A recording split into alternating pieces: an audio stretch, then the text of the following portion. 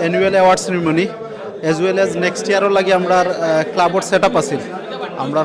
সম্পূর্ণ কমিটি আগর কমিটি বিলুপ্ত করিয়া নতুন কমিটি গঠন করা হয়েছে নতুন প্রেসিডেন্ট নতুন সেক্রেটারি আগামী বছরের লাগি আর নতুন কার্যকারী কমিটিও গঠন করা হয়েছে আর আমরা লাস্ট ইয়ারও বাজেট আমরা দেখানি হয়েছে যে কত খরচ হয়েছে কত আমরা ইনকাম হয়েছে আর আগামী বছরের বাজেট প্ল্যান করা হয়েছে এজ ওয়েল ইনকাম কত হইব খরচ কত হইব বেসিক্যালি দুইটা জিনিসের লাগে আমরা আছে আর ইন্ডিভিজুয়াল পারফরমেন্সের লাগে আমরা প্লেয়ার হলরে আর কি অ্যাওয়ার্ড দিছি best player best bowler best fielder সকলে আমরা অ্যাওয়ার্ড দিছি এনকারেজ করলাম নেক্সট ইয়ার তারা আরও ভালো করতা আসলে এই ক্লাবটা শুরু করছি 2010 যখন আমরা ইউকের মাঝে ক্রিকেট খুব বেশি একটা আমরা বাঙালি অধ্যুষিত এলাকাত খেলা হইতো না খুব বেশি এটা তখন আমরা শুরু করছিলাম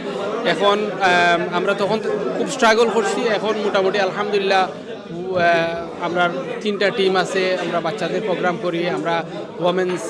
প্রজেক্ট আছে আমরা ব্যাডমিন্টনও খেলি সো মোটামুটি আমরা আলহামদুলিল্লাহ অনেক ভালো এখন আমরা মোটামুটি ভালো অবস্থানে আমরা লাস্ট ইয়ার MCCLও চ্যাম্পিয়নও হয়েছি আমরা নতুন AGM করা আমি ফর্মাল প্রেসিডেন্ট এখন নতুন AGMও আবারও আমি নতুন প্রেসিডেন্ট ইনশাআল্লাহ আমরা ফিউচার প্ল্যান আমরা শুধু ক্রিকেট নাই ক্রিকেট ফুটবল ব্যাডমিন্টন আর অন্যান্য স্পোর্টস তো আমরা কমিউনিটি নিয়ে কাম করি কমিউনিটি আমরা স্লোগান হইলে গিয়া ওয়ার্কিং ফর দ্য কমিউনিটি তো কমিউনিটি সকলরে লইয়া যেভাবে আমরা একত্রিত হইতাম পারি আমরা মানুষের টুগেদার হইরা আমরা খেলাধুলার মাধ্যমে যাতে আমরা এই ক্লাবটারে চালিয়ে নিতাম পারি আর আমরা চাইমু যে আমরা এই কমিউনিটিতে বেস্ট কিছু দেওয়ার লাগি ওটাও আমাদের নতুন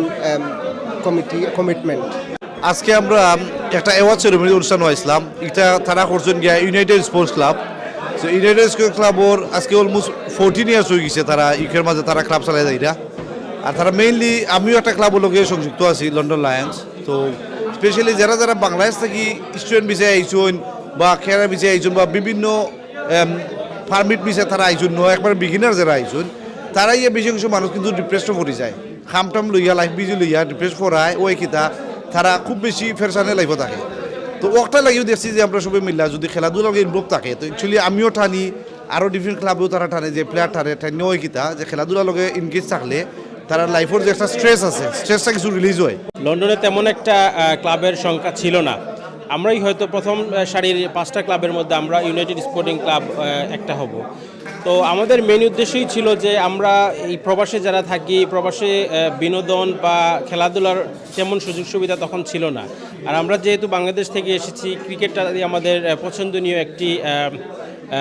খেলা তো আমরা কাজের পাশাপাশি শরীরচর্চার দিকটা চিন্তা করেই আসলে আমরা ইউনাইটেড স্পোর্টিং ক্লাব শুরু করেছিলাম এখনকার যেই অ্যাক্টিভিটিসটা হচ্ছে বাচ্চাদেরকে নিয়ে বাচ্চা থেকে শুরু করে তরুণ বা কিছু ওল্ডার জেনারেশনের মানুষের সাথে আমরা আমাদের এই ইউনাইটেড স্পোর্টিং ক্লাবের যে প্রোগ্রামগুলো এগুলো ভাগ করতে পারি সেটাই আসলে আমাদের মূল উদ্দেশ্য আমার বয়সটা আমি আগেও হয়েছি আমার 66 বছর বয়স আমি খেলাধুলা এটার কিছু পারিবারিক লাগে আপনার I come from football sports family আমি আর আমার খুব প্যাশন খেলাধুলার প্রতি ছোটোবেলা থেকে আমি আসলে ফুটবলও খেলতাম ফাউ দুইবার ভাঙছি ব্যাডমিন্টন খুব বেশি খেলাইছি এবং আমি ক্রিকেটটা ফলো করি কিন্তু আমি রেগুলার খেলছি না কিন্তু একটা উদাহরণ দিই আপনারা হয়তো শুনছেন যে ফার্স্ট নিজস্ব যে ভিক্টোরিয়া পার্কের যে অ্যালোকেটেড ক্রিকেট গ্রাউন্ডটা আমি করে দিয়েছিলাম আর এটা 2000 সালে করলাম 2000 সালে করলাম আপনার এবং বাংলাদেশ ন্যাশনাল টিম যখন 1999 আপনার ওয়ার্ল্ড কাপ খেলতে হয়েছিল আর আমি অ্যাজ এ কাউন্সিলর আমি সবচেয়ে বড় রিসেপশন তারা দিয়েছিলাম আমি ন্যাশনাল টিমে টাউন কংগ্রেস কাউন্সিলর অবস্থান থেকে তো মোটামুটি আমার প্যাশন রইল খেলাধুলা আমার তারা অ্যাডভাইজার করছেন আলহামদুলিল্লাহ I want to fulfil my